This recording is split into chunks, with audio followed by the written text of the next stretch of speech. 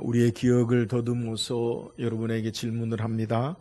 제가 여러분에게 마가복음에 또 다른 별명이 있다라고 말씀을 드렸는데 혹시 기억하시는 분 계신가요? 기억 못하셔도 괜찮아요. 마가복음에 또 다른 별명이 있는데요, 그것은 이적의 복음서라고 그렇게 이야기해요. 왜 이적의 복음서라고 그렇게 이야기하느냐? 사복음서, 예수님이 이 땅에 행하신 사역과 일들을 기록한 복음서 가운데 가장 많은 이적의 내용을 마가복음에 기록하고 있기 때문에 그래요. 사복음서, 마태복음, 마가복음, 누가복음, 요한복음 가운데 가장 많은 분량의 책이 혹시 무엇인지 아십니까? 마태복음, 마가복음, 누가복음, 요한복음. 우리 성경을 많이 쓰고 읽고 하셨는데, 마태복음은 28장, 제일 많죠. 요한복음은 21장, 누가복음은 25장. 그러니까 이 마가복음은 16장까지 기록되어 있어요. 성경학자들은 원래 마가복음 15장에 맞춰진다. 그리고 16장은 후대에 첨가한 것이다 라고 그렇게라고 이야기도 하는데, 이 가장 많은 분량의 책인 마태복음의 기억을 되살리면 예수님의 이적과 기적의 사건이 몇 번 기록되어 있느냐? 15번 기록되어 있어요. 근데 가장 짧은 책인 복음서인 마가복음은 16장까지 기록되어 있는 책에는 예수님의 이적의 사건이 몇 번 기록되어 있느냐? 18번 기록되어 있어요. 그래서 우리는 성경을 읽으면 마가복음 1장의 첫 장에서부터 예수님의 기적과 능력의 사건을 우리는 보게 돼요. 마가복음의 또 하나의 특징을 우리가 기억을 되살리고 살피면 공관복음, 마태복음, 마가복음, 누가복음 가운데 유일하게 예수님의 어린 시절이 기록되어 있지 않아요. 요한복음에 공관복음 외에 요한복음을 다른 것으로 우리에게 소개하는데, 요한복음에는 태초에 말씀이 계시니라. 그래서 말씀과 더불어 이 땅에 오신 예수 그리스도, 그분이 하나님으로 인간의 몸을 입으신 모습을 통해서 예수님의 어린 시절을 우리에게 생략하고 신학적인 설명을 하는데, 공관복음, 마태, 마가, 누가복음에는 같은 관점을 가지고 기록한 책 가운데서 예수님의 어린 시절을 생략하고 우리에게 바로 예수님의 능력의 치유와 기적의 사건을 우리에게 기록한다는 거예요. 그러면 마가가 왜 마가복음에 이렇게 예수님의 기적과 이적의 사건을 우리에게 먼저 소개하고 이적의 복음서라고 우리에게 불려지느냐? 그것은 각각의 복음서에 기록한 사람들이 이 책을 읽는, 그리고 예수 그리스도를 드러내고 알게 하기 위한 그 대상이 다르기 때문에 그런 거예요. 우리는 마태복음을 유대인의 복음서라고 그렇게 이야기하기도 해요. 유대적인 배경을 가지고 예수님이 누구신가, 참된 구주로 하나님 되심을 우리에게 소개하죠. 그래서 마태는 마태복음 1장 1절에 우리에게 소개할 때 아브라함과 다윗의 자손 예수 그리스도의 계보라. 아브라함부터 그들의 민족적인, 유대 민족적인 혈통의 족보를 가지고 예수님의 모습을 소개하는 거예요. 누가복음도 마찬가지로 우리에게 그 기록을 소개하는데, 마가는 이사야 선지자의 글에 예언한 세례 요한으로 하나님 말씀으로 오신 예수님에 대해서 소개해요.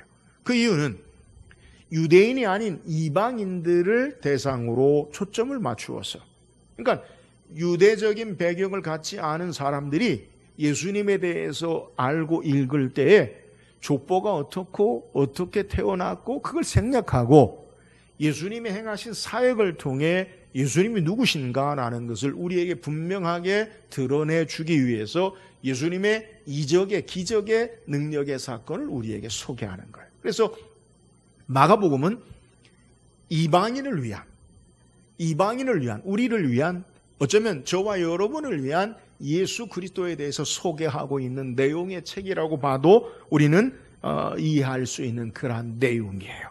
오늘 우리가 읽은 본문의 내용도 우리에게 성경의 기적의 사건을 소개하고 있는데요, 우리는 마가복음을 계속해서 묵상하는데 연결해서 성경을 이해하고 우리가 성경을 볼 필요가 있어요.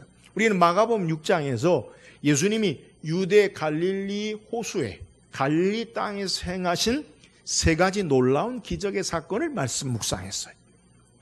유대 갈릴리 땅에 마가복음 6장에 행하신 첫 번째 가장 중요한 기적의 사건은 떡 5개 물고기 2마리를 가지고 5,000명을 먹이시고 남기신 기적의 사건. 두 번째 기적의 사건은 풍랑이는 바다 위를 걸어오시는 초자연적인 기적의 사건. 세 번째 기적의 사건은 예수님의 옷에, 예수님이 어디를 가시든지 예수님의 옷에 손만 대어도 병든 자가 치유 안 받는 기적의 사건을 마가복음 6장에 세 가지 기적의 사건을 소개해요. 그리고 우리는 지난주에 마가복음 7장에 우리가 성경을 다 읽지 않았지만 1절에서 23절까지 내용이 뭐냐면 예수님과 바리새인과 서기관들에 관한 논쟁에 대해 소개하죠. 그 논쟁의 주제가 뭐예요? 바리새인 서기관들이 유대인의 전통에는 음식을 먹고 밖에 나가 들어오면 손과 발을 씻는데 당신의 제자들은 왜 씻지 않느냐? 예수님이 왜 손과 발을 씻느냐? 이 유대 정결법, 본래 성경의 의미가 뭐냐? 하나님 앞에 예배하고 나아가는데 죄 있는 인생이 죄를 씻는 것에 근거해서 정결한, 정한 인생으로 하나님 앞에 나아가야 할 것을 말씀하시고, 그래서 사람들이 겉으로 밖으로부터 우리에게 들어오는 것이 우리가 부족한 것이 아니라 우리 속 사람이 정말 정결하고 깨끗해야 됨을 예수님은 교훈하시는 거예요. 그래서 유대인들이 생각할 때 정결한 것과 부정한 것을 정하는 기준이 뭐냐? 유대인들은 이방인을 부정하다라고 생각을 해요. 유대인은 하나님의 택한 백성이다. 잘못된 선민의식으로 자신들은 정결하고 이방인은 부정하다라고 생각을 해요. 그래서 유대인들은 이방인과 식사하지 않고요. 식사는 물론이거니와 접촉하지 않아요. 그러니까 부정한 사람과 접촉하면 내가 부정한 사람이 된다. 심지어 유대 탈무드의 해석에 보면 하나님께서 이방인을 지으신 목적은 지옥의 땔감으로 지으셨다라고 그렇게라도 얘기한다는 거예요. 그런데 예수님께서 지금 어디로 가시느냐? 이 논쟁을 마치시고 이방 지역인 두로 지역에 가시는 것을 성경이 우리에게 소개하는 거예요. 그래서 우리가 읽지 않았지만 오늘 본문의 내용과 더불어 7장 오늘 31절 이하와 8장에 세 가지 이방 지역에 행하신 기적의 사건을 소개해요. 그러니까 마가복음 6장에 유대 갈릴리의 세 가지 능력의 기적의 사건을 소개하고, 그리고 7장 1절에서 23절까지 바리새인과 서기관들의 논쟁을 통해 누가 깨끗하고 누가 부정하냐? 여기에 대해서 말하고, 그리고 다시 7장 24절에서부터 8장에 세 가지 이방 지역에 행하신 기적의 사건을 우리에게 소개하는 거예요. 이유가 뭐냐? 우리가 성경의 문맥과 배경을 이해해야 되는데 유대인들은 내가 무엇을 행하느냐 하지 않느냐로 깨끗하고 정결한 사람이다. 그래서 이방인들은 부정하다라고 생각할 때 예수님은 내가 무엇을 하느냐 하지 않느냐가 부정하냐 정결하냐 깨끗하냐 더러운 것을 결정하는 것이 아니라 하나님 앞에 우리가 참된 우리의 마음의 중심에 바른 자세로, 누구나 인생은 하나님 앞에 부족한 자요 하나님 앞에 나아가기 위해서는 깨끗한 정결함을 얻어야 하는데, 그 정결함은 유대인도 필요하고 이방인도 필요하고, 유대인은 깨끗하고 이방인은 부정한 것이 아니라 유대인이든 이방인이든 누구나 정결함으로 하나님의 구원에 필요한 백성임을 말씀하시고, 예수님이 이 땅에 오신 목적은 유대인만을 위하여 오신 것이 아니라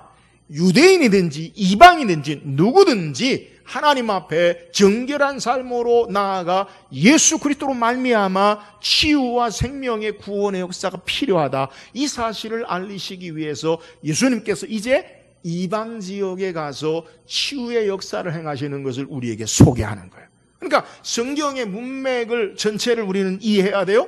예수님은 유대인만을 위해서 이 땅에 오신 분이 아니라, 참된 이방인만을 위해서 이 땅에 오신 분이 아니라, 유대인이든지 이방이든지 하나님 앞에 나아가는 자는 예수 그리스도를 통해 참된 치유와 구원과 생명이 필요한 자들이다. 이것을 우리에게 소개하시는 거예요. 그래서 오늘 본문의 말씀을 통해서 예수님이 행하신 것이 무엇이냐? 그것은 이방인 가운데 두로 지방의 수로보니게 여인의 귀신 들린 딸을 치유하시는 사건을 우리에게 소개해요. 이 두로는 어디냐? 갈릴리 북쪽에 북서쪽으로 약 24km 떨어진 해안 도시예요. 그러니까 이 갈릴리와 24km 정도 떨어졌으니까 그렇게 먼 거리가 아니지요. 24km면 서로 사람이 왕래할 수 있고요, 서로 소식이 오갈 수 있는 그러한 도시예요. 이 두로는 어떤 곳이냐? 이 두로는 솔로몬 시대에 히람 왕이 있는 항구 도시로 이방 지역이에요. 그런데 이 두로의 지역과 갈릴리 사람들의 사이가요 별로 좋지 않아요. 유대 역사가 요세푸스의 유대 전쟁사에 보면 당시 갈릴리 사람들, 요세푸스는 예수님이 살던 1세기 중후반의 역사학자예요. 제사장이면서 역사학자예요. 그러니까 예수님 당시의 배경을 누구보다 잘 알지요. 이 유대 역사가 요세푸스가 유대 전쟁사에 기록해 놓은 것을 보면 갈릴리 사람들이 두로 사람들에 대해서 뭐라고 소개하느냐? 악명 높은 우리의 쓰라린 원수들이었다. 누가요? 두로 사람들이. 그러니까 갈릴리 사람, 유대인들이 두로 사람들을 어떻게 생각하느냐? 악명 높은 그들은 우리의 원수다. 사이가 좋아요, 나빠요? 아주 안 좋아요. 그러니까 지금 예수님이 이런 문화적인, 역사적인 배경, 유대인과 이방인이 상종하지 않아요? 더더군다나 원수처럼 여겨지는 이방 민족이에요. 그럼에도 불구하고 예수님께서 유대 두로 땅에 가셔서 이방 여인인 수로보니게 여인의 귀신 들린 딸을 치유하신 사건을 우리에게 소개하는 거예요. 예수님은 유대인이든지 이방인이든지 이 땅에서 어떤 우리의 삶의 모습이든지 인생들에게 참된 생명을 주시고 치유하시고 구원하시는 분 되심을 우리에게 증거하고 있어요. 오늘 말씀을 통해 이방 여인이었던 수로보니게 여인의 딸이 귀신 들린 곳에서 고침받는 사건을 통해서 오늘 우리의 삶의 모습을 통해서도 고통과 어려움 가운데 주께서 우리에게 어떤 조건의 모습으로 차별하지 아니하시고 우리의 삶 가운데 치유하시고 구원하시는 은혜가 있기를 주의 이름으로 축원합니다. 그렇다면 오늘 본문에 수로보니게 여인의 딸이 귀신 들린 곳에서 치유받은 이러한 놀라운 역사를 행한 여인의 신앙, 이 여인의 믿음의 모습이 무엇입니까? 오늘 본 말씀 25절 한번 읽어보세요. 25절입니다. 시작. 이에 더러운 귀신 들린 어린 딸을 둔 한 여자가 예수의 소문을 듣고 곧 와서 그 발 아래 엎드리니. 자, 오늘 본문 25절은 두로의 수로보니게 출신의 여인이 어떻게 예수님 앞에 나왔는지, 그리고 어떻게 예수님 앞에 신앙의 자세로 예수님 앞에 섰는지, 이것을 우리에게 소개하고 있어요. 자, 이 이방 지역의 두로의 수로보니게 여인이 어떻게 예수님 앞에 나오게 되었습니까? 오늘 본문에 우리에게 소개할 때 이에 더러운 귀신 들린 어린 딸을 둔 한 여자가 예수의 소문을 듣고 곧 와서, 예수 앞에 어떻게 나오게 되었어요? 예수님에 대한 소문을 듣고 나왔다라는 거예요. 앞에 소개한 대로 두로 지역은 이스라엘 북쪽에 24km 떨어진 곳이기 때문에 그리 멀지 않은 곳이에요. 그럼에도 불구하고 이 이방 지역에 있는 여인이 예수님에 대한 소문을 들었다라는 것에 성경적인 근거를 어떻게 찾을 수 있느냐? 우리는 마가복음을 계속 묵상하는데 마가복음 5장에 보면 마가복음 5장 1절에 예수께서 바다 건너편 거라사인의 지방에 이르러, 예수님이 최초로 이방 지역에 사역을 행하신 것을 마가복음 5장이 기록하고 있어요. 거라사인의 땅, 이방 지역, 거라사인의 땅에 왜 가셨느냐? 거기에 군대 귀신 들린 자를 만나요. 무덤가에 살며 옷을 벗고 밤낮 소리 지르고 사람들을 협박하고 힘들게 하는 그 군대 귀신 들린 자가 예수님을 만나서 치유돼요. 그리고 그 군대 귀신 들린 자를 고치시고 예수님은 배를 타고 건너편으로 다시 오셔요. 그러니까 군대 귀신 들린 자를 이방 지역에 최초로 고치셨어요. 근데 성경에 이 군대 귀신 들린 자가 치유받은 다음에 어떤 일을 행하느냐? 누가복음 5장 20절에 소개하기를 그가 가서 예수께서 자기에게 어떻게 큰일 행하셨는지를 데가볼리에 전파하니 모든 사람이 놀랍게 여기더라. 자, 이 군대 귀신 들린 자가 치유받은 이후에 무엇을 했느냐? 예수께서 어떻게 이러한 놀라운 위대한 능력의 역사를 행했는지 데가볼리에 전파했다. 이 데가볼리라는 말은 헬라어로 테카폴리스라는 말인데, 테카는 열이라는 말과 폴리스는 도시라는, 그러니까 10개의 도시, 헬라의 알렉산더에 의해서 정복당한 10개의 헬라 도시를 이야기해요. 그러니까 최초의 이방 선교사로 예수 그리스도의 능력의 역사를 경험하고 군대 귀신 들렸던 자가 이방 지역에 복음을 전한 거예요. 예수를 전한 거예요. 뿐만 아니라 오늘 본문에 두로 지역은 갈릴리의 북서쪽 24km 떨어진 곳이기 때문에 우리 흔히 속담에 우리말에도 말 없는 말이 천리 간다고, 예수님이 갈릴리에서 행하신 놀라운 사건의 역사가 두로 지역의 이방 지역에, 또 군대 귀신 들린 자로 말미암아 이방 지역에 예수님에 대한 소문이 들려진 거예요. 여러분, 예수님이 행하신 사건이 뭐예요? 우리는 마가복음 5장 이후의 사건을 살피면 예수님께서 회당장 야이로, 죽은 야이로의 딸을 고치시고요, 12회를 혈루증 앓는 여인을 치료하시고요, 마가복음 6장에 보리떡 5개 물고기 2마리로 오병이의 기적을 행하시고요, 바다 위를 걸어오시고요, 예수의 손만 대도 고침받는 치료의 역사가 이방 지역에, 두로 지역에 선포되어지고 증거되어지고 예수님의 소문이 증거된 거예요. 이 예수님에 대한 소식을 듣고 여인이, 내 딸, 귀신 들린 딸도 예수님으로 말미암아 치료받을 수 있다, 구원받고 고침받을 수 있다라고 생각하고 예수님 앞에 나온 것을 우리에게 소개하는 거예요.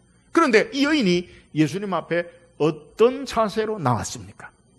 오늘 단순하게 예수의 소문을 듣고 예수님께 그냥 갈 수 있잖아요? 그런데 이 여인이 어떤 자세로 나왔느냐? 오늘 성경에 뭐라고 여인이 예수님 앞에 나왔느냐, 어떤 자세로 나오느냐라고 정확하게 소개하기를 곧 와서 그 발 아래 엎드리니. 예수님의 소문을 듣고 예수님 앞에 곧장 나와서 예수님에게 어떤 자세로 예수님에게 나왔느냐?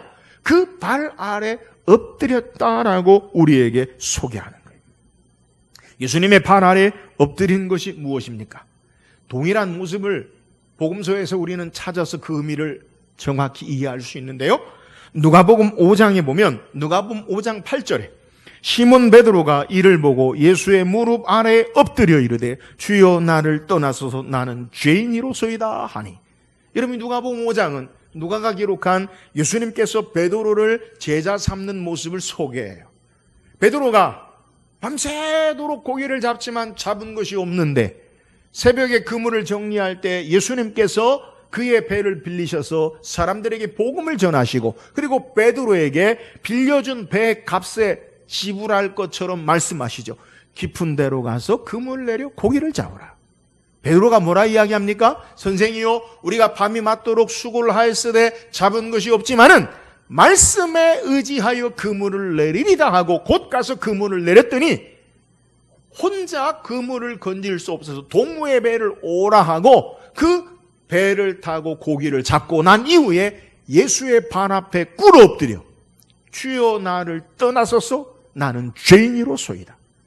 예수님이 누구신지를 그의 말씀을 통해 듣고 그의 말씀에 순종함으로 전능하신 하나님 되심을 발견하고 그 앞에 자신이 죄인이고 아무 핫도 할 수 없는 연약한 인생임을 알고 주님 앞에 겸손히 자신을 항복하고 고백하는 것, 이게 예수의 발 앞에 꿇어 엎드리는 모습이. 예수님이 누구신 줄 알아요? 전능하신 하나님 되심을 알아요. 전지하신 하나님 되심을 알아요. 그 전능하신 하나님 앞에 내가 어떤 자임을 알고 그 발에 꿇어 엎드려 나는 죄인으로소이다 나를 떠나소서 주님 앞에 항복하고 굴복하는 것, 이게 예수의 발 아래 꿇어 엎드리는 모습이. 누가복음 8장 8장 28절에도 동일한 예수의 발 아래 꿇어 엎드리는 모습이 나오는데 예수를 보고 부르짖으며 그 앞에 엎드려 큰 소리로 불러 이르되 지극히 높으신 하나님의 아들 예수여 당신이 나와 무슨 상관이 있나이까 당신께 구하노니 나를 괴롭게 하지 마옵소서 하니 이것은 귀신이 예수님을 보고 말하는 거예요. 예수님이 누구신 줄 알고 그분을 바르게 알고 경배하는 것. 물론 이 경배는 바른 경배는 아니지만 그게 바로 예수의 발 앞에 꿇어 엎드린다는 내용이에요. 정리하면 예수의 발 아래 꿇어 엎드린다는 것은 예수님이 누구신 줄 알고 그분 앞에 내가 누구인 줄 알고 우리의 삶을 내어놓고 굴복하고 항복하고 곧꾸러지고 주님을 경배하는 것. 이것이 바로 주님 앞에 꿇어 엎드리는 내용이에요. 예배의 모습이 바로 여기 있어요. 우리가 하나님을 예배할 때, 주님을 예배할 때 어떤 자세로 나옵니까? 오늘 우리의 예배의 대상인 하나님께서 전능하신 하나님, 구원의 영광의 능력의 하나님을 알고 그의 은혜 앞에 내가 감히 설 수 없는 자임을 알고 우리의 삶을 내어드리고 항복하고 하나님을 경배하는 것. 이게 바로 예수의 발 앞에 꿇어 엎드리는 것. 여기에 하나님의 능력과 구원의 역사가 있어요. 오늘 하나님이 어떤 분이신가, 예수님이 누구신가를 바로 알고 예배할 때 그 예배를 통해 하나님이 우리에게 베푸시는 놀라운 은혜의 역사를 경험할 수 있음을 우리에게 소개하는 거예요. 사랑하는 여러분, 여러분 예수님을 어떻게 이해하십니까? 예수님을 어떻게 알고 예배합니까? 예수 앞에 굴복해야 돼요. 주님 앞에 내가 가진 것을 드러내고 나를 고집하고 주장하는 것이 아니라 그의 십자가의 대속의 은혜 앞에 우리의 삶은 다 녹아지고 겸손하게 주님 앞에 내 삶을 아뢰고 그분 앞에 항복하고 우리의 삶을 의탁하고 내어 맡길 때 하나님의 구원과 치유와 능력의 역사가 있음을 우리는 깨달아야 돼요. 참되게 주님을 예배하고 경배하는데 하나님의 능력의 역사가 있어요. 여인의 신앙의 모습이 여기 있어요. 주님이 누구신 줄 알고 그분 앞에 자신의 삶을 내어드리고 굴복하고 경배하고 하나님 앞에 겸손히 부복할 때에 여인의 신앙을 통해 그의 딸이 귀신 들린 곳에서 해방되어지는 능력의 역사가 나타나는 거예요. 사랑하는 여러분, 저와 여러분도 예수 그리스도 우리가 믿고 있는 하나님, 그분을 참되신 구주로 전능하신 하나님으로 알고 우리의 삶을 내어드리고 경배하고 굴복하고 하나님을 예배함으로 하나님의 능력과 구원의 역사를 간증하는 저와 여러분 되기를 주의 이름으로 축원합니다. 또한 여인이 예수님에게 어떤 은혜와 믿음으로 나아갔습니까? 오늘 27절, 28절 보세요. 27절, 28절 읽어봅시다. 시작. 자녀의 떡을 취하여 개들에게 던짐이 마땅치 아니하니라. 여자가 대답하여 이르되 올소이도마는 상아래 개들도 아이들이 먹던 부스러기를 먹나이다. 자, 귀신 들린 딸을 고쳐주기를 간구하면서 예수님의 앞에 나아가요. 내 딸을, 귀신 들린 내 딸을 고쳐주기를 이 어머니가 간구해요. 자, 이 간구하는 여인에 대해서 예수님이 무엇라 대답하시느냐? 오늘 27절에 예수께서 이르시되 자녀로 먼저 배불리 먹게 할지니 자녀의 떡을 취하여 개들에게 던짐이 마땅치 아니하니라. 자, 예수님이 말씀하신 의미를 우리가 이해하기 위해서 예수님이 비유하신 이 개들에게 던진다, 이 개라는 의미의 이 배경을 좀 이해할 필요가 있어요. 본문에서 말하는 자녀의 떡을 개들에게 던짐이 마땅치 아니한다라는 것은 예수님 당시의 시대상을 우리에게 그대로 보여주는 거예요. 마태복음 7장 6절에 보면 예수님께서 거룩한 것을 개에게 주지 말고 너희 진주를 돼지 앞에 던지지 말라. 그들이 발로 밟고 돌이켜 너희를 찢어 상하게 할까 염려하라. 개와 돼지를 동격으로 경계하시고 그리고 그들에게 거룩한 것, 귀한 것을 행하지 말라라고 말씀하세요. 바울은 에베소서 3장 2절에 개들을 삼가하고 행악하는 자들을 삼가하고 몸을 상해하는 일을 삼가라. 이 빌립보 교회에 들어온 거짓 교사들을 향해서 말하기를 개들을 삼가고 그리고 이 개들, 거짓 교사들은 행악하는 자들과 동격이고 몸을 상해하는 잘못된 자들과 동격이에요. 그러니까 오늘날 우리가 생각하는 반려견, 사랑받고 예쁘고 귀엽고 함께하는 마치 자식처럼 그런 개념과 전혀 달라요. 이 개들이라는 말, 그래서 이 개들이라는 것은 유대인들이 이방인을 향하여서 생각할 때 생각하는 개념이 바로 개라는 거예요. 그러니까 경멸과 그리고 하찮은 보잘것없는 무지한 그리고 죄악된 더러운 그러한 모습의 개념이에요. 그러니까 부정한 것 가운데 부정한 것, 이게 바로 개. 그러니까 이방인들은 그러한 모습으로 이해한다는 거예요. 자, 본문에서 예수님께서 말씀하시는 이러한 배경 가운데 여인의 간청에 대해서 뭐라고 말씀하시느냐? 자녀의 떡을 취하여 개들에게 주지 않는다. 예수님의 말씀에 액면 그대로 받으면 예수님이 여인이 예수님 앞에 내 딸의 귀신 들린 딸을 고쳐주소서라는 말씀에 대해서 예수님이 긍정적으로 그의 말을 승낙하시는 겁니까? 부정적으로 거절하시는 겁니까? 부정적으로 거절하는 거죠. 그러나 예수님의 말씀 우리가 좀 더 생각하면 단순히 부정적인 거절만 들어있는 것이 아니에요. 예수님 뭐라 말씀하느냐? 예수께서 이르실 때 자녀로 먼저 배불리 먹게 할지니 자녀의 떡을 취하여 개들에게 던짐이 마땅치 아니하니라 라고 말씀하고 있어요. 예수님 말씀은 내가 너에게 아무것도 안 주겠다, 완전한 거절이 아니라 유대인을 통하여 복음이 유대인의 혈통을 통해 아브라함의 후손을 통해 예수님이 이 땅에 오셔서 복음이 증거됨을 말씀하고 여인의 믿음을 테스트하는 말씀이에요. 이에 여인이 뭐라고 대답합니까? 야, 자존심 상해. 야, 예수님이 이렇게 말하는가? 돌아가지 않고 뭐라고 이야기합니까? 이 여인이 말하기를 주여 올소이도와 많은 상아래 개들도 아이들이 먹던 부스러기를 먹나이다. 여러분, 이 여인의 대답이 뭐예요? 주인의 상에서 주인이 음식을 먹다가 떨어지는 부스러기를 먹는데 마치 예수님이 하찮은 부스러기 은혜라도, 작은 은혜라도, 하찮은 것이라도 나는 족합니다, 부스러기 은혜라도 사모합니다라고 간절함으로 주님 앞에 고백하고 있는 것을 우리에게 소개하는 거예요. 자신을 낮추어서 마치 내가 개처럼, 강아지처럼 꼬리를 흔들며 주인이 먹다가 떨어뜨리는 것이라도 족한 것으로 알고 그의 은혜를 사모하고 겸손함으로 간절함으로 고백하고 있는 것을 우리에게 소개하는 거예요. 주께서 은혜를 베푸시면 나에게 주님의 은혜라면 아무리 작은 것이라도, 아무리 하찮은 것이라도 나에게는 그 은혜가 전부요, 나에게는 그것이 가장 귀한 것입니다. 감사함으로, 사모함으로, 간절함으로 주님 앞에 나아가는 거예요. 너무너무 주님 앞에 나아가는 간절함과 사모함과 겸손함의 모습을 우리에게 보여주는 거예요. 사랑하는 여러분, 오늘 우리가 하나님을 예배하고 신앙할 때도 이 사모함이 있어야 되고요, 겸손함이 있어야 되고요, 간절함이 있어야 돼요. 여러분, 주님 앞에 어떤 자세로 나옵니까? 여러분, 하나님이 우리의 기도를 들어주지 않는다 할지라도 하나님이 손해하시는 게 있으세요?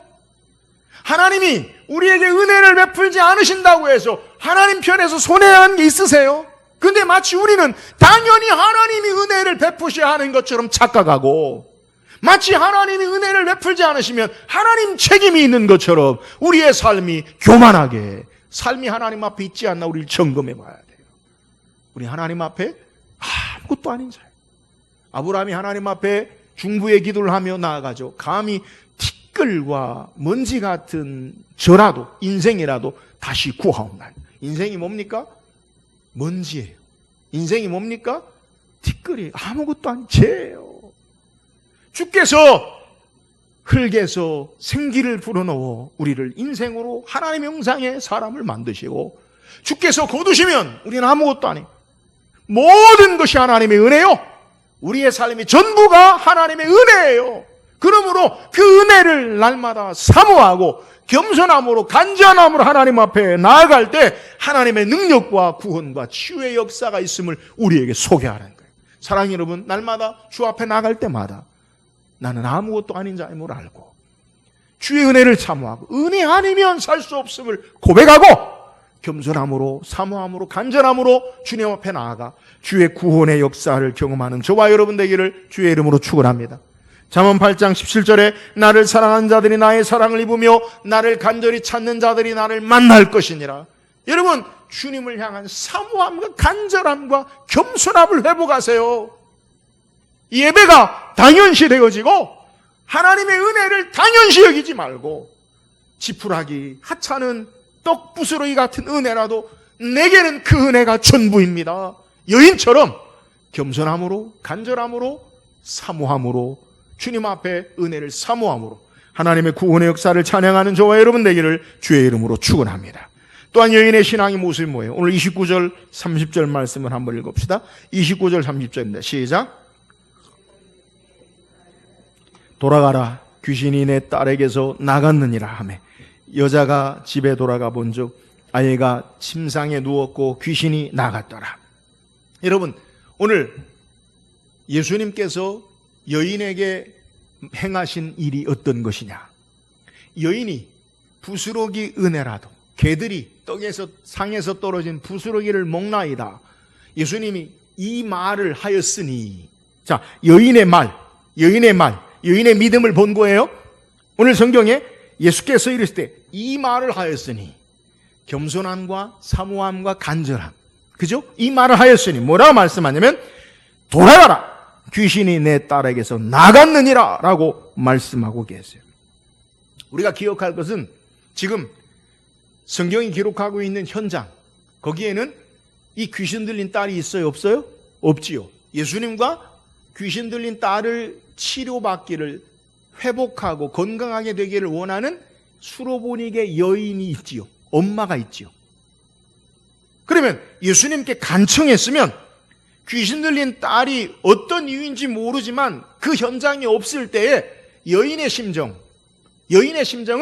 오셔서 내 딸에게 안수하여 달라든가, 아니면 예수님 편에서 가자, 내가 내 딸을 치료하겠다라고 그렇게 함께하지 않고 예수님이 여인의 고백, 믿음을 받아서 이 말을 하였으니 돌아가라, 귀신이 내 딸에게서 나갔느니라.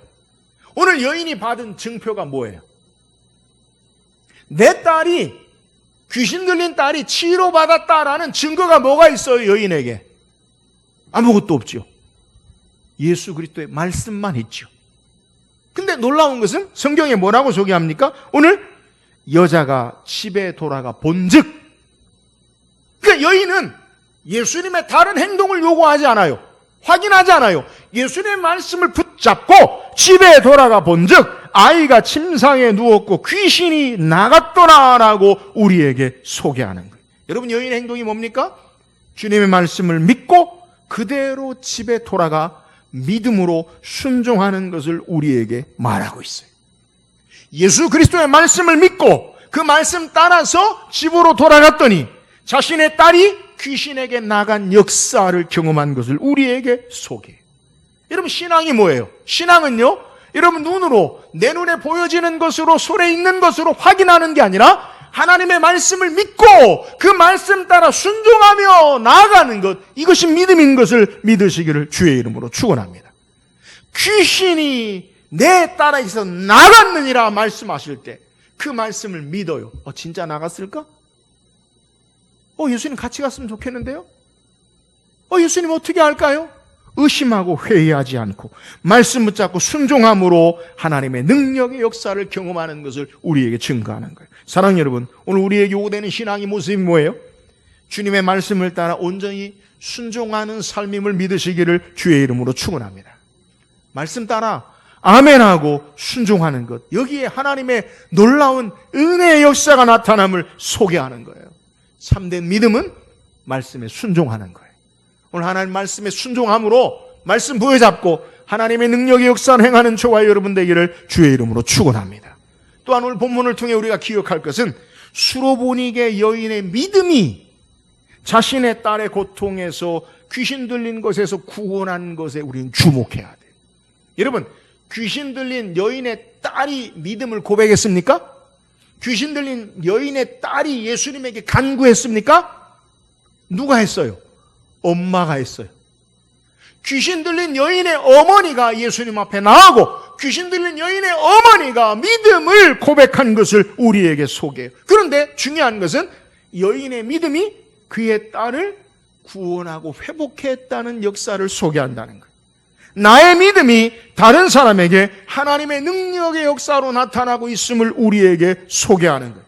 믿음은 엄마가 고백했는데 딸이 귀신의 고통 가운데서 해방되었어요. 여러분, 저는 이것을 믿음의 선한 영향력이라고 표현드리고 싶어요. 제가 우리 교회를 위해서 간절히 기도하는 제목 가운데 하나가 바로 여기 있어요. 바로 여인의 믿음처럼 믿음의 선한 영향력, 나로 말미암아 우리와 함께한 자들이 하나님의 영광과 구원의 역사를 경험할 수 있기를 주의 이름으로 축원합니다. 나 때문에 우리 주위의 사람들이 하나님의 능력의 역사, 생명의 구원의 역사를 행하는 것, 이게 바른 신앙의 모습이에요. 요한복음 11장에 예수님이 행하신 기적 가운데 죽은 나사로를 살리셔요. 근데 이 나사로가 살아나서 어떤 역사를 행하느냐? 요한복음 12장 11절에 나사로 때문에 많은 유대인이 가서 예수를 믿음이르라. 나사로 때문에 많은 사람들이 예수를 믿음이르라. 여러분, 이게 참된 신앙의 목적이에요. 오늘 우리가 예수 믿고 신앙하는 목적이 뭐예요? 예수 믿고 신앙하는 목적이 내가 잘 살고 내가 천국 가고 나의 번영과 영광과 안정을 위해서 나의 잘됨을 위해서 믿는다면 그것은 우리의 목표, 초점이 잘못된 거예요. 예수님이 땅에 왜 오셨어요? 예수님 십자가 왜 지셨어요? 자신을 위해 지셨어요? 예수님 때문에, 자기 죄 때문에 죽으셨어요? 아니에요. 우리를 죄악 가운데 구원하시기 위해 죽으셨어요. 여러분, 예수님을 따르는 제자 가운데 가룟 유다가 있어요. 가룟 유다, 어떤 자입니까? 그는 돈꾀를 맡은 자예요. 여러분, 재정을 맡은 자예요. 돈꾀 아무나 맡깁니까? 책임질만 하고 유능한 사람, 믿을 만한 사람에게 돈꾀를 맡아요. 근데 이 가룟 유다는 어떤 출신이 있느냐? 그는 열심당원, 젤로, 헤롯당원. 열심당원이 뭐냐? 그들의 목표는 과격하여 무력으로라도 로마의 압제에서 유대를 회복하고 로마의 압제에서 해방하는 것을 목표로 하는 자들이. 그런데 이 열심당원인 가룟 유다가 예수님을 따라가 제자가 되었어요. 목적이 뭐냐? 예수님으로 말미암아 유대 나라를 회복하고 예수님으로 말미암아 자기의 영광과 권세와 출세를 누리는 세상의 영웅이 되고자 하는 그의 뜻이 있고 비전이 있고 목적이 있었어요. 그런데 예수님을 따르면서 3년 동안 계속 따라가면서 예수님이 행하신 것이 뭐예요? 인자가 예루살렘에 올라가 대제사장과 서기관들에게 고난을 받고 죽임을 당하고 제3일에 살아나야 하리라. 죽는다고 해요. 가룟 유다의 목표와 계획과 예수님의 목표와 계획이 달라요. 예수 따르고 예수님을 통해 메시아로 이 나라를 회복하는 것이 목적인데, 세상 나라를 회복하는 것이 목적인데, 예수님은 세상 나라의 회복과 세상의 영광을 그에게 약속하지 않아요.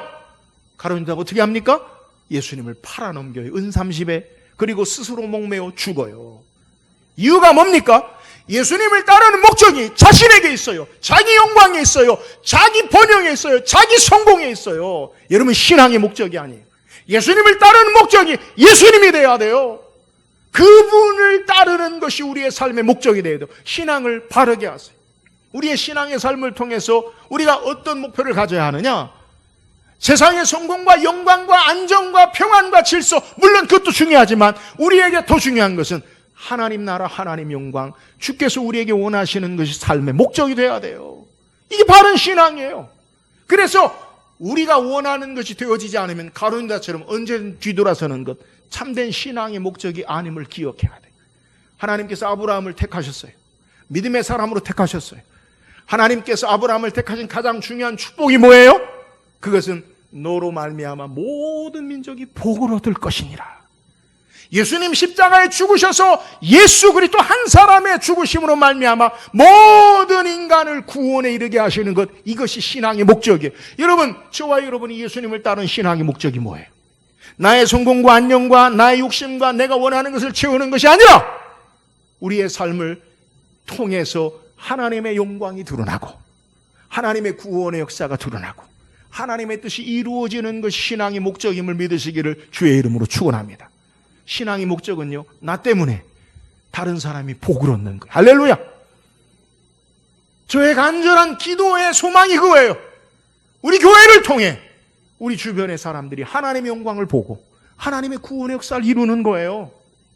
저와 여러분을 통해 하나님의 영광이 드러나고 나타나야 돼요.